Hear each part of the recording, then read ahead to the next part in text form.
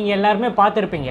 இதில் எடுத்து சொல்ல வேண்டிய விஷயம், ஒரு முக்கியமான விஷயம் என்னென்னா, எப்போவுமே தலைவரோட பேஜில் வந்து அப்டேட்ஸ் வரும். இப்போ மாநாடு கூட பார்த்திங்கன்னா ஆகஸ்ட் 25ஆம் மாநாடு நடக்குது, 2வது மாநில மாநாடு நடக்குதுன்னு சொல்லி தலைவரே அனௌன்ஸ் பண்ணிட்டாங்க. இந்த மாதிரி பார்த்திங்கன்னா தலைவர் வர நிகழ்ச்சிலாம் பார்த்திங்கன்னா ஒன்று பொதுச் செயலாளர் சைட்லேருந்து இல்லை கட்சியோட ஒஃபிஷியல் சைட்லேருந்து பார்த்திங்கன்னா நமக்கு ஒரு அழைப்பிதழ் வரும், இந்த மாதிரி தலைவர் வராரு வாங்கன்னு சொல்லி. ஸோ இந்த ஆர்ப்பாட்டத்துக்கு பார்த்திங்கன்னா தலைவர் தளபதி அவர்கள் வராருன்னு ஒரு நியூஸ் வரல.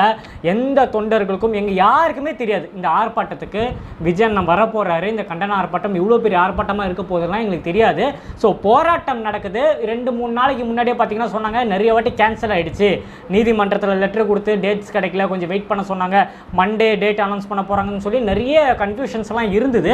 ஸோ அதுக்கப்புறம் ஒஃபிஷியலாக இந்த டேட்டு இன்றைக்கி போராட்டம் நடக்குதுன்னு சொல்லி எங்கள் மாவட்ட செயலாளர்கிட்ட இருந்தெல்லாம் இன்ஃபர்மேஷன் வந்து நாங்கள் எல்லாருமே போயிருந்தோம். அப்போவும் சொல்கிறேன், மீடியாவுக்கும் சரி எங்களுக்கும் சரி யாருக்குமே சின்ன ஒரு இண்டு இருந்தது. கண்டிப்பாக